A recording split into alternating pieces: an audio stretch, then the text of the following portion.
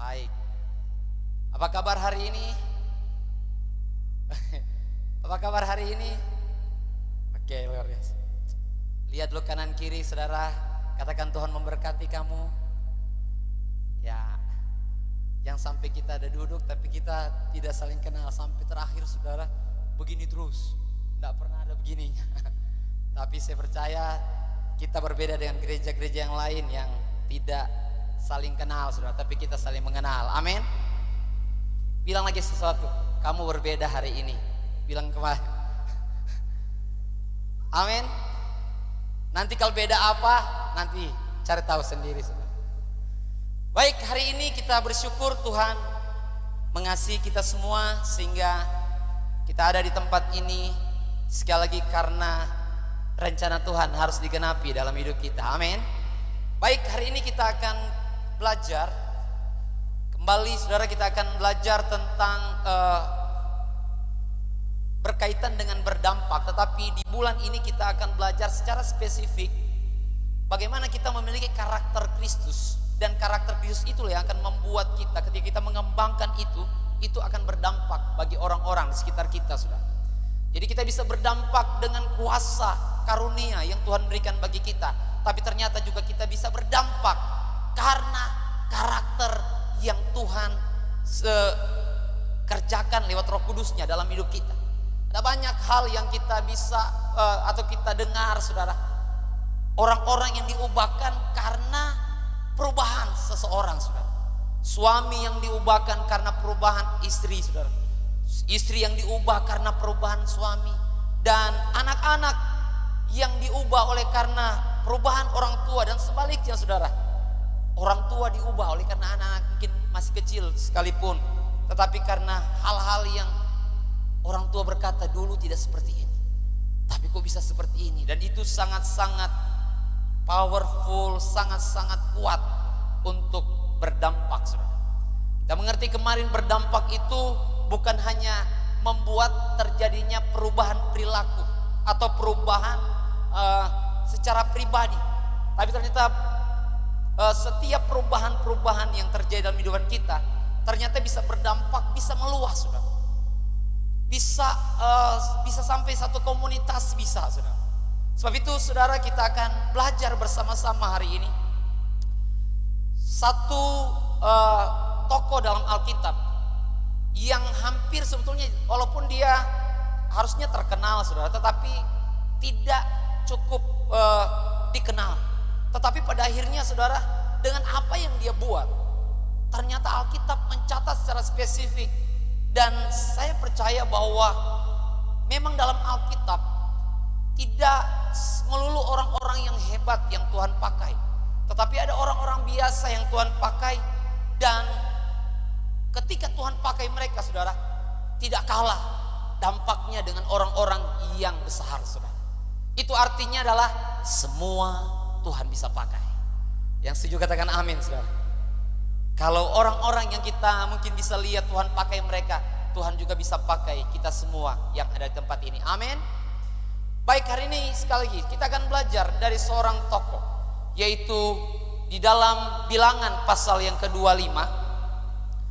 Saya rindu kita akan membaca ayat-ayat ini saudara, sekalipun memang agak lumayan panjang saudara, tetapi kita akan membaca karena sering dalam perjanjian lama ini kita baca Alkitab itu terlewat saudara. Jadi kita lebih suka dengan ayat-ayat dalam perjanjian baru mungkin karena mudah dimengerti saudara. Sebab itu tidak salah ketika kita di tempat ini kita juga membaca Alkitab dengan sungguh-sungguh saudara. Bilangan 25 ayat yang pertama hingga ayatnya yang ke-18 kita akan baca bersama-sama ayat ini. Bilangan 25 sudah pasti ada di perjanjian lama saudara ya, jangan cari perjanjian baru saudara, susah dapatnya nanti. Ya, sudah dapat katakan amin. Ya, kalau saudara tidak bawa ada di depan saudara. Kita baca sama-sama 2-3 mulai. Sementara Israel tinggal di Sitim, mulailah bangsa itu bersinah dengan perempuan-perempuan Moab. Perempuan-perempuan ini mengajak bangsa itu ke korban sembelihan bagi Allah mereka. Lalu bangsa itu turut makan dari korban itu dan menyembah Allah orang-orang itu. Ketika Israel berpasangan dengan Baal Peor, bangkitlah murka Tuhan terhadap Israel. Lalu berfirmanlah Tuhan kepada Musa, tangkaplah semua orang yang mengepalai bangsa itu dan gantunglah mereka di hadapan Tuhan di tempat terang, supaya murka Tuhan yang menyala-nyala itu surut daripada Israel. Lalu kata Musa kepada hakim-hakim Israel, baiklah masing-masing kamu membunuh orang-orang yang telah berpasangan dengan Baal Peor. Kebetulan datanglah salah seorang Israel membawa seorang perempuan Midian kepada sanak saudaranya. Dengan dilihat Musa dan segenap umat Israel yang sedang bertangis-tangisan di depan pintu kemah pertemuan. Ketika hal itu dilihat oleh Pinehas anak Eliezer, anak Imam Harun, bangunlah ia dari tengah-tengah umat itu dan mengambil sebuah tombak di tangannya, mengejar orang Israel itu sampai ke ruang tengah dan menikam mereka berdua, yakni orang Israel dan perempuan itu pada perutnya. Maka berhentilah tulah itu menimpa orang Israel. Orang yang mati karena tulah itu ada 24.000 orang banyaknya. Tuhan berfirman kepada Musa, Pinehas anak Eliezer, anak Imam Harun, telah menyurutkan murkaku daripada orang Israel, oleh karena ia begitu giat membela kehormatanku di tengah-tengah mereka, sehingga tidaklah kuhabisi orang Israel dalam cemburuku. Sebab itu katakanlah, sesungguhnya aku berikan kepadanya perjanjian keselamatan yang daripadaku, untuk menjadi perjanjian mengenai keimaman selama-lamanya bagi dia dan bagi keturunannya, karena ia telah begitu giat membela Allahnya dan telah mengadakan penamaian bagi orang Israel. Nama orang Israel yang mati terbunuh bersama-sama dengan perempuan Midian itu ialah Simri bin Salu, pemimpin salah satu puak orang Simeon. Dan nama perempuan Midian yang mati terbunuh itu ialah Kosbi binti Sur. Sur itu adalah seorang kepala kaum, yaitu puak di Midian. Kemudian berfirmanlah Tuhan kepada Musa, lawanlah orang Midian itu dan tewaskanlah mereka, sebab mereka telah melawan kamu dengan daya upaya yang dirancang mereka terhadap kamu dalam hal Peor dan dalam hal Kosbi saudara mereka, yakni anak perempuan seorang pemimpin Midian. Kosbi itu mati terbunuh pada waktu turunnya tulah karena Peor itu. Sampai di sana bacaan firman Tuhan saudara yang begitu panjang, tetapi saya percaya hari ini akan memberikan pengertian bagi kita bahwa ada juga kisah dalam Alkitab yang berbicara tentang yang jelas tentang Tuhan itu sebetulnya menginginkan yang namanya kekudusan, saudara. Cuma memang dalam perjanjian lama digambarkan memang sepertinya sadis sekali, saudara. Tetapi sebenarnya itu hanya menggambarkan tentang Tuhan itu tidak akan berkompromi dengan yang namanya dosa, saudara. Karena Tuhan tidak akan mau berkompromi dengan yang namanya dosa, sehingga Tuhan meminta yang namanya korban untuk penebusan dosa-dosa itu. Dan ini sebetulnya menjadi satu gambaran yang penting sekali bagi kita, bahwa pada akhirnya lewat kisah ini juga kita mengerti tentang pengorbanan Kristus di kayu salib. Amin. Apa yang dibuat Pinehas ini adalah apa yang digambarkan tentang Yesus yang mati bagi kita. Sehingga ketika Yesus mati bagi kita, harusnya tulah yang kita alami, harusnya hukuman yang kita terima, tetapi Yesus menerima itu menggantikan kita semua. Jadi ayat ini menjadi jelas ketika kita membaca firman di dalam perjanjian baru. Allah yang begitu sadis, tetapi juga Allah itu begitu mengasihi, saudara. Sehingga kalau kita melihat bahwa apakah Allah itu adalah Allah yang berkompromi dengan dosa? Tidak, saudara. Karenanya Allah mencari solusi gimana caranya supaya dosa ini bisa diselesaikan. Dan memang hanya ada satu cara, saudara. Yesus harus datang untuk menyelesaikan dosa itu. Sehingga pada kesempatan ini kita bisa belajar. Jadi Pinehas ini sebagai tipologi atau orang yang menggambarkan tentang apa yang dikerjakan Yesus, saudara. Dan kita sudah mengerti bersama apa yang dikerjakan Yesus itu sudah tuntas di kayu salib, saudara. Dan kita tidak mengambil bagian di situ, saudara. Kita hanya percaya dan menerima dengan iman bahwa apa yang Yesus kerjakan itu buat saya, saudara. Yang setuju katakan amin, saudara. Tetapi apa yang menjadi bagian kita, saudara? Saat kita masih dalam dunia ini, kita masih akan berjuang melawan dosa itu. Tapi bersyukur Tuhan itu, Tuhan yang sudah menunjukkan bagi kita bahwa Dia berkemenangan. Dan Dia memberikan kemenangan itu bagi kita semua. Jaminan untuk kita berkemenangan itu adalah kemenangan yang Yesus alami dan kemenangan yang Yesus sediakan bagi kita. Dan apa yang kita akan pelajari hari ini, saudara? Berbicara tentang karakter yang dimiliki oleh Pinehas ini, saudara. Dia adalah cucu dari Harun, anak Eliezer, sudah jelas di sini disebutkan. Saya melihat di ayat yang ke-10, saudara. Di sana ketika dikatakan begini, Pinehas anak Eliezer, anak Imam Harun, telah menyurutkan murkaku daripada orang Israel. Oleh karena ia begitu giat, sama-sama katakan begitu giat. Begitu giat membela kehormatanku di tengah-tengah mereka. Ada hampir jutaan orang waktu itu, saudara. Tetapi satu tindakan dari seseorang yang membuat Tuhan terpana, yang membuat Tuhan terkesan, saudara. Kalau saudara memperhatikan di situ, ada banyak orang yang karena Tuhan sudah perintah, jadi Musa sudah perintah pemimpin-pemimpin dan orang-orang yang ada di situ, ayo kalau ketemu orang-orang yang sudah berzina, dalam artian di sini berzina dua hal, saudara. Berzina dalam perzinahan seksual, tapi juga berzina dalam hal penyembahan berhala, saudara. Karena ini tujuannya yang dipakai, saudara. Menarik, kalau saudara membaca keseluruhan kitab ini, ternyata Moab, dalam hal ini bangsa dari raja mereka, sudah memerintahkan, ada satu nabi yang hebat sekali, saudara. Dia adalah Bileam. Diperintah oleh Raja Balak ini untuk apa? Nanti kamu sumpah serapah kepada mereka. Dan kalau dalam kisah dalam Alkitab, tidak jadi disumpah serapah, hanya berkat malah yang diterima. Jadi sumpah serapah tidak akan mempan bagi orang Israel. Tapi ternyata bukan lagi yang sumpah serapah, kutuk yang menghancurkan mereka, tidak. Tetapi satu pintu dosa yang kecil, saudara. Hanya orang bilang, hanya begitu saja.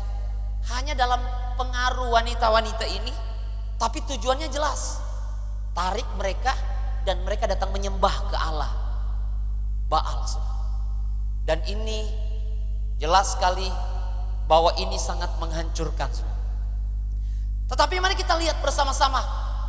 Dari semua kisah itu, Tuhan tertarik dengan apa yang dibuat oleh Pinehas. Dan apa yang dibuat oleh Pinehas inilah yang berdampak luas, berdampak luar biasa, saudara. Sehingga kita akan pelajari bersama-sama hari ini, karakter apa yang dimiliki oleh Pinehas ini. Bersama-sama kita melihat dari ayat tadi bahwa dia giat membela kehormatan Tuhan. Sehingga saya mau kalimatkan ini dengan kalimat yang sederhana, adalah karakter menghormati Tuhan. Bilang sama-sama, menghormati Tuhan.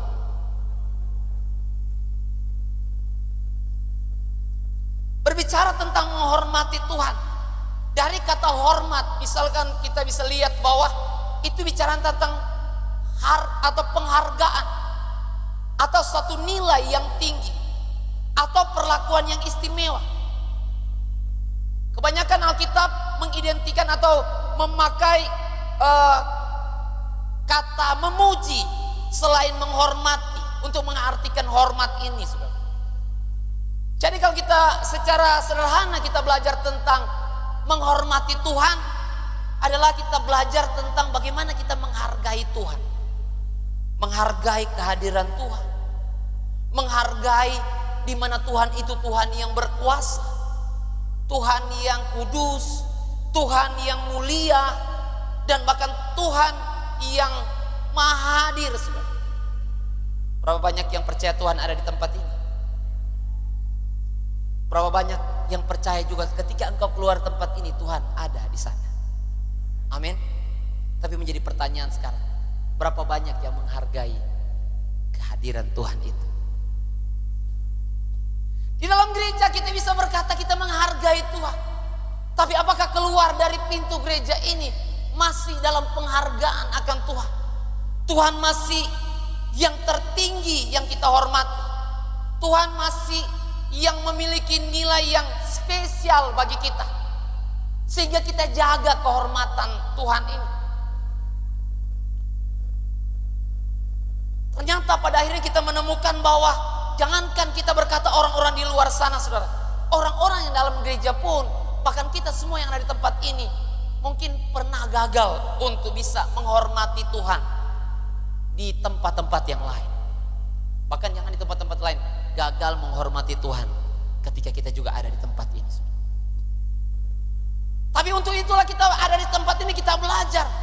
Karena ternyata ini yang membuat Tuhan terkesan.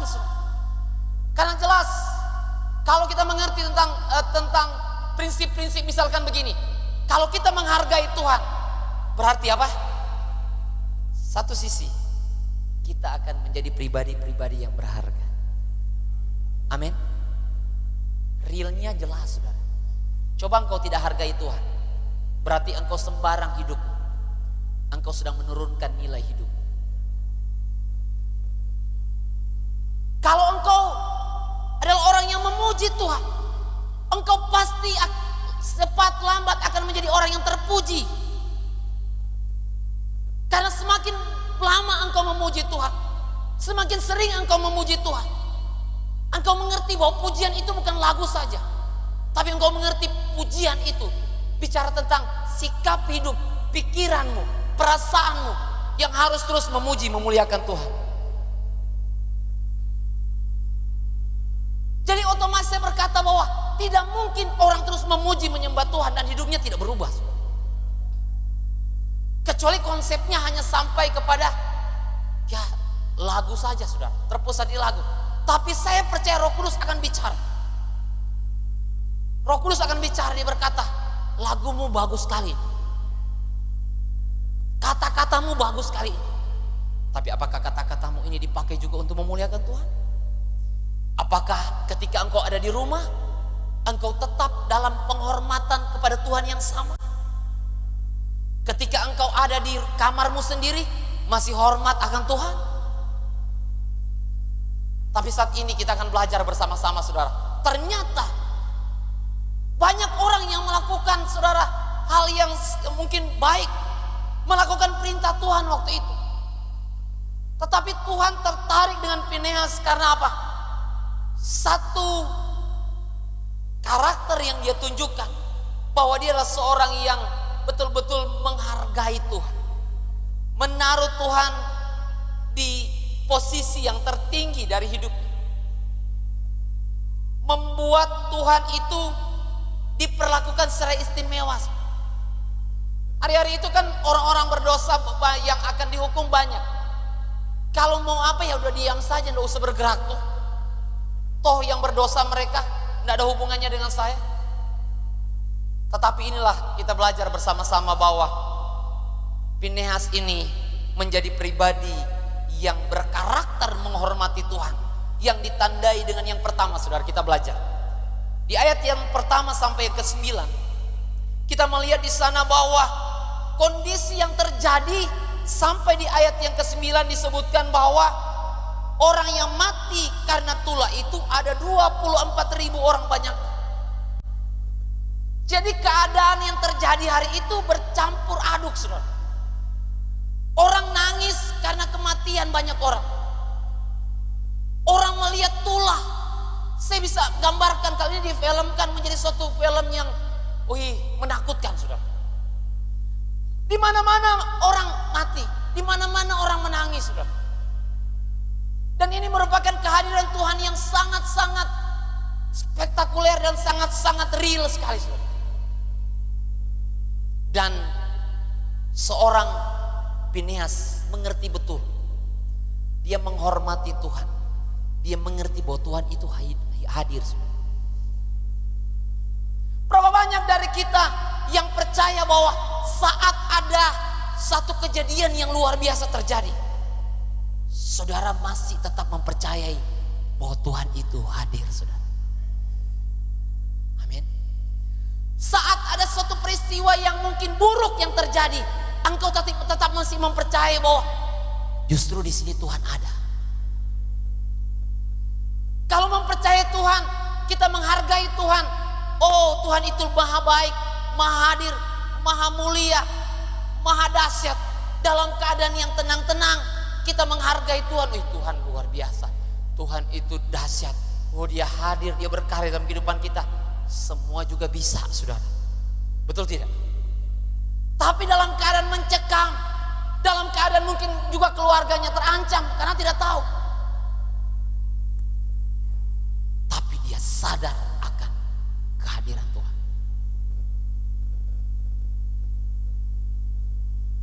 Berapa banyak dari kita, saudara, yang mengalami ini? Saat kita mengalami kesusahan, saat kita mengalami mungkin pergumulan demi pergumulan, awal-awal kita berkata, saya percaya Tuhan campur tangan, saya percaya Tuhan tidak tinggalkan saya percaya Tuhan ini sedang bekerja. Tapi lama kelamaan masalah tambah banyak, masalah tambah rumit, dan kita mulai berpikir berbeda, saudara. Lama kelamaan kita mulai ada kekhawatiran dalam hati kita. Lama kelamaan kita mulai, aduh Tuhan ini gimana ini? Kita mulai mempertanyakan Tuhan. Dan lama kelamaan kita mulai mencurigai Tuhan. Saya tidak tahu apa yang saudara alami hari-hari ini.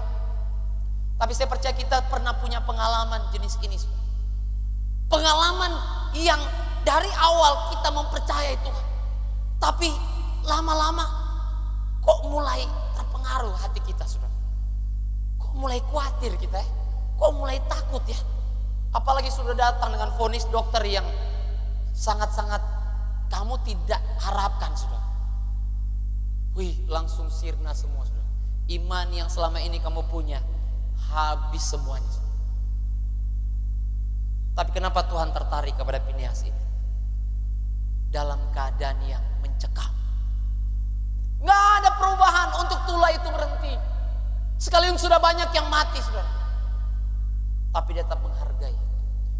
Tuhan masih ada di tempat ini. Tuhan tidak tinggalkan kami. Tuhan tidak tinggalkan umatnya. Dalam apa saja yang kau alami hari ini, cara menghargai Tuhan adalah mari berseru kepada Tuhan. Dan tetap percaya dia tetap memegang kendali atas semuanya. Katakan amin, saudara. Dalam keadaan yang baik, kita tetap percaya ini karena Tuhan. Tapi ketika terjadi hal yang tidak kita inginkan pun, kita percaya bahwa Tuhan ini ada bekerja. Tuhan ini tidak tinggal diam. Tuhan ini ada mengendalikan semuanya. Tuhan ini sedang bekerja membela hidup saya. Penghormatan ini, saudara, adalah penghormatan yang Tuhan temukan di dalam seorang Fineas. Fineas adalah seorang yang menghormati Tuhan, yang ditandai dengan dia percaya kepada Allah sekalipun dalam kesulitan masalah. Tapi juga dia percaya kepada Allah dalam keadaan yang baik-baik. Dia mengalami banyak keadaan mujizat-mujizat terjadi, dan dia berkata bahwa Tuhan itu Tuhan yang hidup, saudara.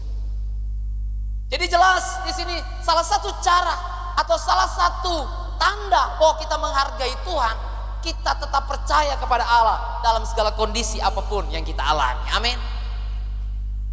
Kalau masih percaya kepada Tuhan, sekalipun kita lihat perubahan belum terjadi, kita tetap bisa bersuka cita. Kita tetap bisa ada damai di hati kita. Karena kita tahu bahwa dalam kondisi apapun Tuhan tetap bekerja. Allah bekerja dalam segala sesuatu mendatangkan kebaikan, itu masih terjadi, saudara. Dan yang kedua, apa yang membuat Tuhan juga akhirnya melihat dan menandai seorang yang bernama Fineas ini? Ternyata di ayat yang ke-7 dan 8, Saudara perhatikan ayat yang ke-7 dan 8 berkata begini. Ketika hal itu dilihat oleh Pinehas, anak Eliezer, anak Imam Harun, bangunlah ia dari tengah-tengah umat itu dan mengambil sebuah tombak di tangannya. Kita melihat di sini bahwa hal yang kedua, bagaimana karakter menghormati Tuhan yang ditunjukkan oleh Pinehas. Kalau kita berkata bahwa kita beriman kepada Tuhan, kita bersuka cita di dalam Tuhan, kita menjadi orang-orang yang percaya akan kehadiran Tuhan, walaupun kita tidak lihat, Dia Allah yang mengendalikan semuanya. Dan memang ini penting sekali, saudara. Sikap hati seperti ini penting sekali. Tetapi ternyata Pinehas tidak berhenti sampai situ, saudara.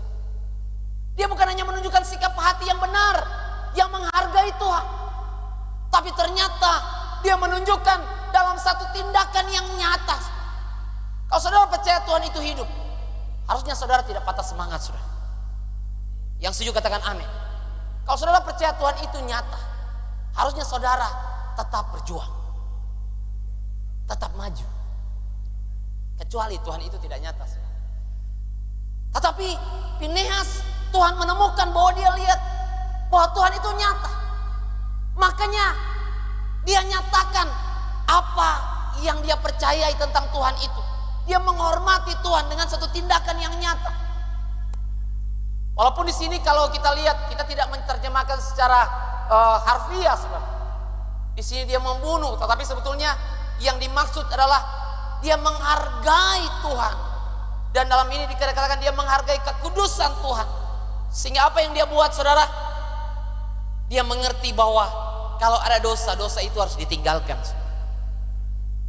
Amin. Kalau kau menghargai Tuhan, kau mengerti bahwa ada dosa dalam hidup.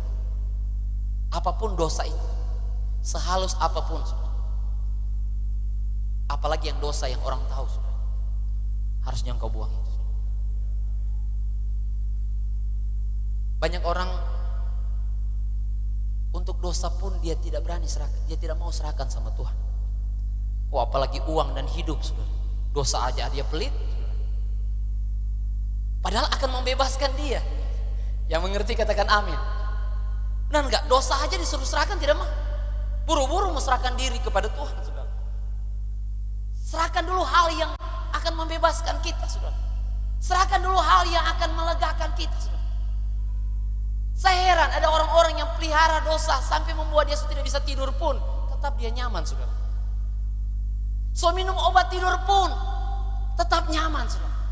Tambah dosis pasti, saudara. Kalau saudara tidak selesaikan itu, tambah dosis, saudara. Tapi saya berharap saudara di tempat ini orang-orang yang gampang tidur, saudara. Karena kalau ada dosa, saudara langsung selesaikan. Amin. Ia adalah setia dan adil, saudara. Kapanpun kita bisa selesaikan itu. Jadi kalau kita mengerti kehadiran Tuhan, kita tahu apa yang kita buat dan kita akan tinggalkan itu. Dan mungkin saudara berkata, Pak, saya sudah tinggalkan dosa sehalus apapun, mungkin saya sudah. Tapi saya mau nyatakan hari ini, orang-orang Israel waktu itu, mereka tidak mengerti bahwa apa? Mereka berpikir bahwa mereka sudah umat pilihan Tuhan, sudah mau masuk tanah Kanaan ini. Bahkan mungkin ada sudah berpikir bahwa ini sudah di Kanaan ini. Satu kenyamanan yang tidak pernah berpikir lagi bahwa dia lagi dalam potensi untuk bisa terikat lagi, saudara. Saya bisa berikan gambaran. Ada beberapa orang dari saudara mungkin sudah berhenti dari satu kebiasaan yang buruk. Tapi kalau saudara ambil langkah yang selanjutnya adalah pisahkan dirimu dengan orang-orang yang akan memiliki potensi untuk menjerumuskan engkau ke dosa yang sama kembali. Misalkan saja saudara adalah orang suka berjudi. Di sini banyak. Ya, pisahkan dirimu dengan orang-orang yang seperti ini, saudara. Jangan engkau berkata, saya sudah baptis, saya sudah kuat, saya sudah hebat, saya sudah ibadah setiap hari, doa setiap hari. Tapi lu pergi tongkrongin di situ. Nanti ibu semua ini pasang sedikit satu. Hei, ini kita punya daging ini. Ada orang berkata, saya sudah lepas, Pak. Harus dibuktikan dulu. Tapi untuk pertama itu pisahkan dulu, saudara. Ini baru ada nyanyi, ku menang, sudah langsung pergi ke sana. Wah, ini tidak bisa, saudara. Saya percaya bahwa Tuhan bukan hanya mau kita tinggalkan dosa, tapi segala potensi untuk membuat kita berdosa. Saudara tahu Daud berbuat dosa kapan? Dosa yang dia lakukan itu ketika apa? Semua orang lagi perang, lagi mengerti bahwa hidup ini peperangan, perjuangan melawan darah dan daging, melawan penguasa-penguasa di udara. Yang lain serius doa, yang lain serius puasa, saudara. Dia nongkrong di soto, saudara, soto rumah, melirik, saudara. Akhirnya langsung dimunculkan tontonan yang akan membuat dia sebetulnya, dia tahu sebenarnya tontonan itu kalau dia masuk saja tuh, tapi dia nonton dari seri A sampai seri B, semua dia tonton, jadi akhirnya jatuhlah, saudara. Kadang-kadang kita untuk hidup kudus di hari-hari ini, saudara, memang agak sulit, saudara. Tetapi kita punya keputusan untuk bisa berkata stop, berhenti. Engkau diberikan otoritas sama Tuhan, amin. Ketika saudara hidup kudus, tapi handphone ini, saudara, aduh,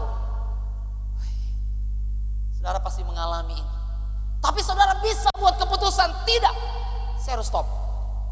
Kalau saudara tidak buat keputusan, saudara stop, tidak ada yang akan berkata seperti itu kepada saudara.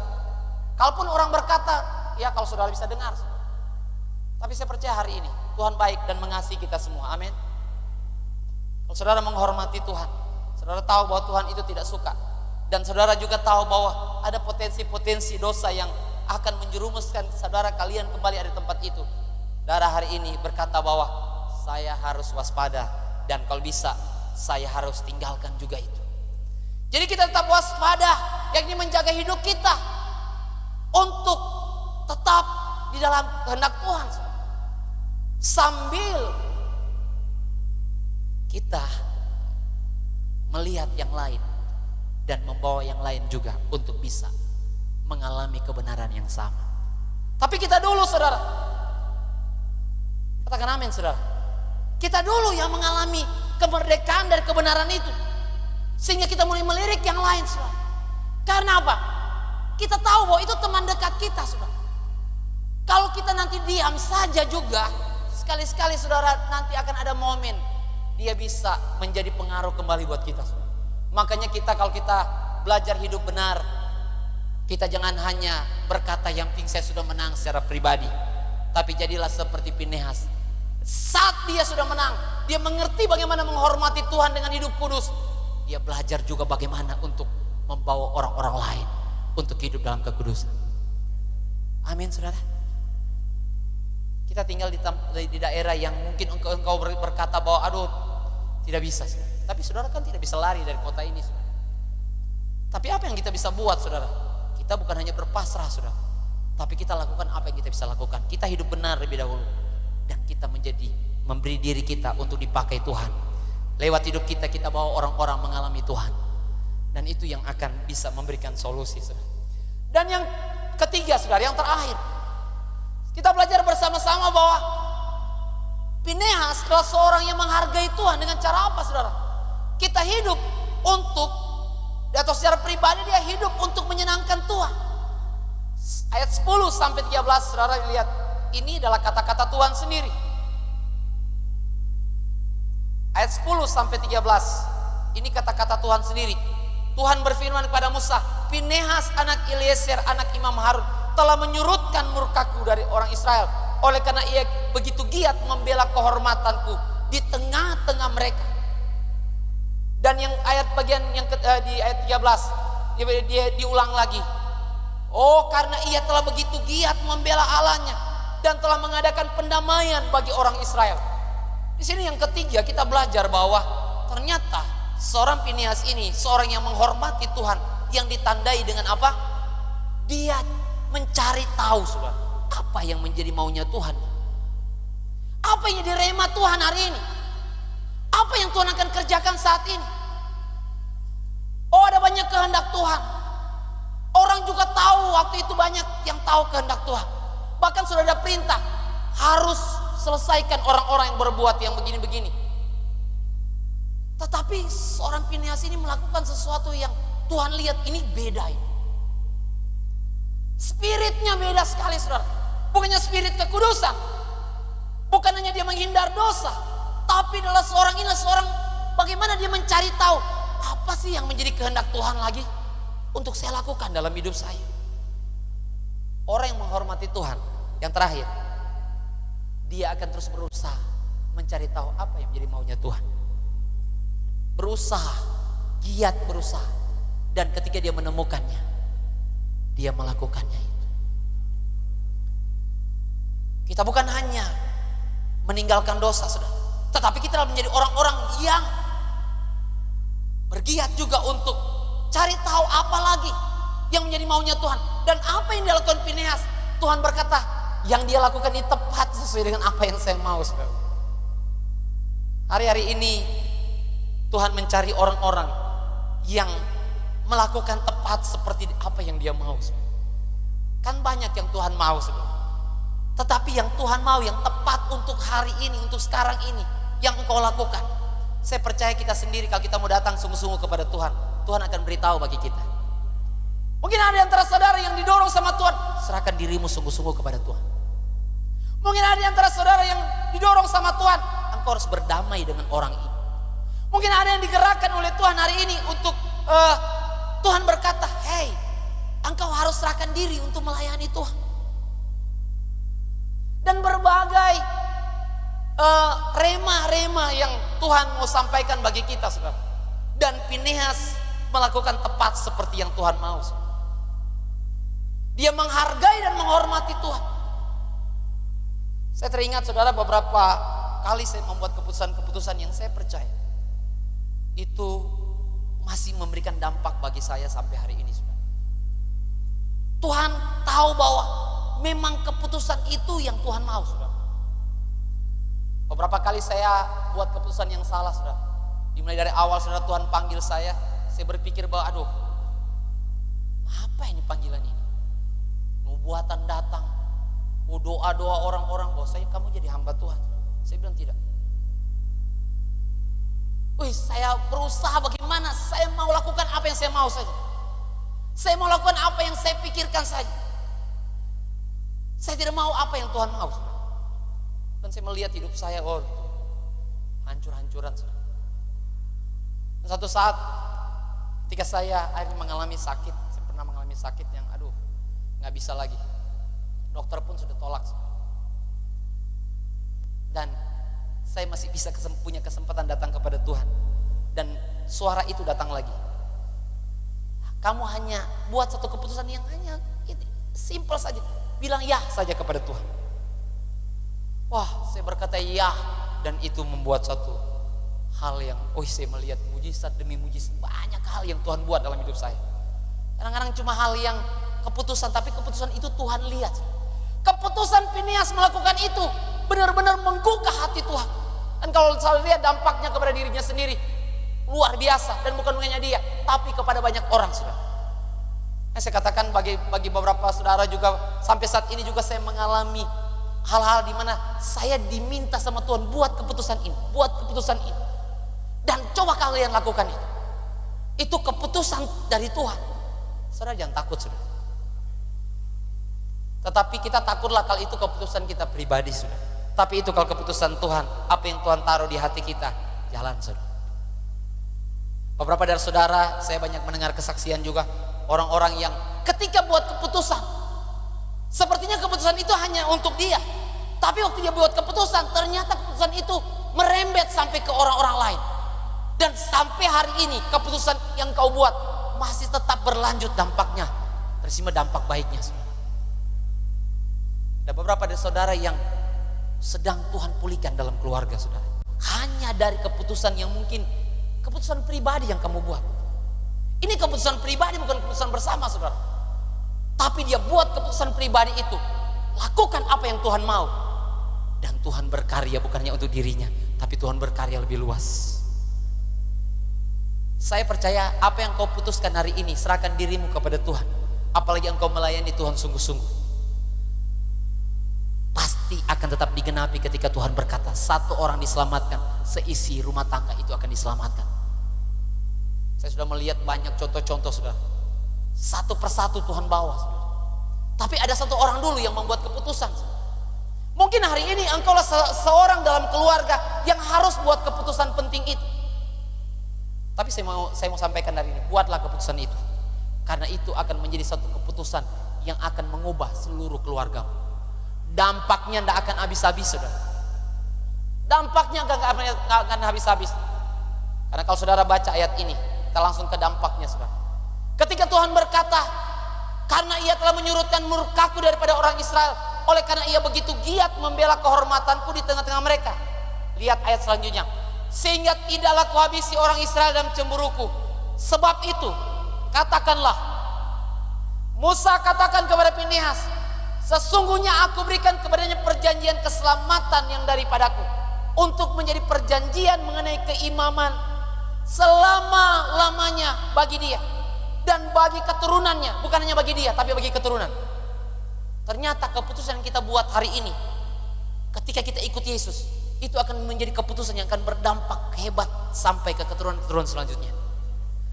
Tapi kekerasan hatimu hari ini, yang ketika Tuhan sudah surut kamu tidak buat, itu juga berdampak juga. Sehingga hari ini putuskan apa yang Tuhan mau, karena itu akan memberikan dampak yang tidak terhingga. Di sini dikatakan bahwa sesungguhnya aku berikan kepada perjanjian keselamatan, bukan hanya bagi engkau, tapi bagi keturunanmu. Jadi dampak yang pertama adalah kita melihat bahwa Tuhan membuat janji dalam dirinya. Tuhan luar biasa ketika Tuhan berjanji kepada Daud. Daud ada buat kesalahan, tapi Tuhan suka buru berjanji buat dia, saudara. Janji itu harus terus. Ketika Tuhan berjanji kepada Abraham, Tuhan bilang olehmu semua akan jadi berkat. Apakah Tuhan tarik janji ini? Hanya satu sikap saja yang Tuhan yang seorang Abraham buat, tinggalkan Ur Kasdim, saudara. Tuhan berjanji olehmu semua bangsa jadi berkat. Wow. Apakah saudara melihat suatu kebenaran yang luar biasa dari keputusan yang engkau bisa buat karena engkau menghormati Tuhan? Tuhan buat hal yang luar biasa dalam hidup. Dan yang berikut di sini katakan bahwa berdampak bagaimana lagi, saudara? Tuhan menyelamatkan banyak orang-orang di sekitar dia, termasuk keluarganya. Tapi bukannya keluarganya, banyak orang yang diselamatkan, saudara. Dan apalagi 16 sampai 18 dikatakan bahwa terjadi gerakan kekudusan di bangsa Israel saat Tuhan berkata, Musa, tumpas lawan orang-orang Midian ini. Artinya Tuhan sedang menunjukkan ada satu gerakan yang karena Pinehas, satu gerakan yang menghormati Tuhan itu terjadi. Satu orang engkau menghormati Tuhan, percayalah orang-orang di sekitarmu juga akan menghormati Tuhan. Tapi kalau engkau tidak menghormati Tuhan, ingat, orang-orang juga akan menyepelekan Tuhan. Lihat konsekuensi ini. Tapi bangkitlah hari ini. Kalau engkau dengar firman ini, mungkin kau berkata, aku hanya sendiri Tuhan menghormati Tuhan di keluarga saya. Aku hanya sendiri menghormati Tuhan di tempat kerja saya. Hormati Tuhan. Karena apa? Tuhan senang dengan yang begini. Amin. Berikan tepuk tangan bagi Tuhan, kita bangkit beri bersama, saudara.